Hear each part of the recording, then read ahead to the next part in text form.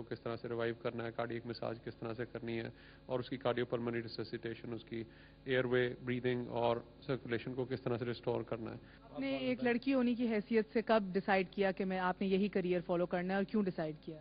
Actually I have done masters in applied psychology. تو ایک تو سائیکالوجی ہیومن بینگ سے بہت ریلیٹ کرتی ہے کہ آپ کسی کو چونکہ پیشنٹس سے جب بھی کوئی اس طرح ٹراما میں ہوتے ہیں یا میڈیکل ایمرجنسی ہوتی ہے, سب سے پہلے آپ کو ان کو سپورٹ دینی پڑتی ہے. لائک ویسے تو ہمیں نہ صرف ہمیں ایسیسریز آنی چاہیے کہ ہم ان کو کس طرح ہیلپ کر سکتے ہیں, بلکہ سائیکالوجیکلی بھی اس وقت پیشنٹس کو ہیلپ چاہیے ہوتی ہے. تو اس مطلب اگر یہ ایک ایسا پروفیشن ہے واحد کہ جس میں ہم صرف اپنا پروفیشن بھی بنا سکتے ہیں اور دوسرا ہم لوگوں کی مدد بھی کر سکتے ہیں.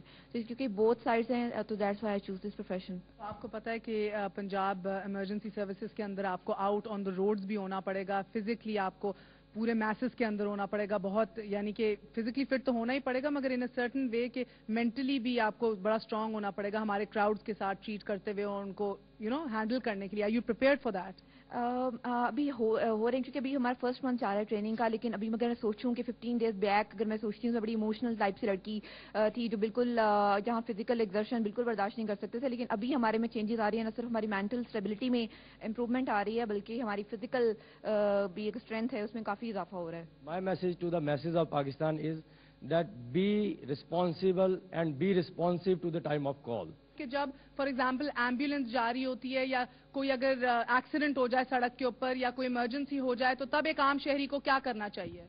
فرسٹ آف آل سب سے پہلے تو اسے اپنے نروس نہیں لوز کرنے چاہیے. جو بھی ہو گیا سب سے پہلے اس کو ایمرجنسی سروسز کو کال کرنا چاہیے جو پنجاب میں ریسکیو 1122 ہے. اس کے بعد فل فور اسے ایک صرف میں میسج یہ دینا چاہوں گا کہ اکثر ہمارے پیشنٹس کے اندر یہ ہوتا ہے کہ ان کی بیک انجری ہو جاتی ہے, ان کا اسپائنل کارڈ بریک ہو جاتا ہے. تو ایسے پیشنٹس کو ہمارے جو عام پبلک ہے وہ یہ کرتی ہے اس کو ہلانا شروع کر دیتی ہے. اگر ایک بندے کا موٹر سائیکل کا ایکسیڈنٹ ہو گیا اس کو ہلانے کی بجائے بالکل اس کو اموبلائز کر دیں, اسی سے ہی کم از کم اس کی بہت سی انجری سے بچت ہو جائے گی. سب سے امپورٹنٹ بات یہ ہے کہ ہماری آپ نے پہلے بات کی کہ پبلک میں اگر آگ لگ جاتی ہے تو کیا کرنا ہے. امپورٹنٹ بات یہ ہے کہ ہمیں اپنی سپلائی لائن کاٹ دینی چاہیے, ہمیں الیکٹریسٹی کو آف کر دینا چاہیے, ہمیں سوئی گیس کو آف کر دینا چاہیے, وہاں پہ کوئی واٹر سپلائی کے کنیکشن ہے تو ان کو ٹوٹلی آف کر دینا چاہیے. یہ سب سے امپورٹنٹ بات ہے. اور دوسری بات یہ ہے کہ ہم اتنی بڑی بڑی بلڈنگز بناتے ہیں, اتنے بڑے بڑے کام کر سکتے ہیں, تو ہم اپنے گھر میں 1-2 ہزار کا فائر ایکسٹنگوشر نہیں رکھ سکتے. یہ کتنی عجیب بات ہے. 2000 کا ڈریس لے لیتے ہیں, 4000 کا جوتا خرید لیتے ہیں, لیکن ہم فائر ایکسٹنگوشر نہیں گھر رکھ سکتے. چھوٹی سی آگ لگتی ہے, ہمیں علم ہونا چاہیے, چھوٹی چھوٹی ٹپس کا علم ہونا چاہیے. کسی بھی حادثے میں پہلے 3 منٹ بہت امپورٹنٹ ہوتے ہیں. ہماری سروس کو وہاں کب پہنچنا ہے اس کو ایک روٹ تک ایکسیس کرنا ہے.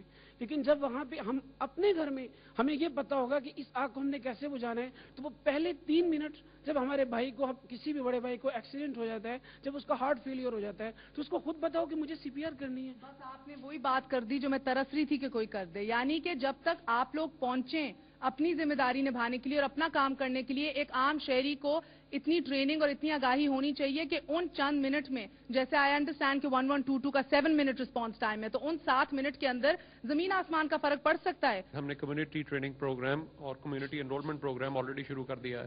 تو اس میں یہ ہے کہ کوئی بھی بندہ ہمارا فارم کسی بھی اسٹیشن پہ جا کے لے سکتا ہے, اور فارم لینے کے بعد وہ وہاں پہ ان کے لیے ٹریننگ پروگرام جو ہے وہ آلریڈی شروع کر دیا گیا ہے. ہمارا ٹارگٹ ہے بائی 2009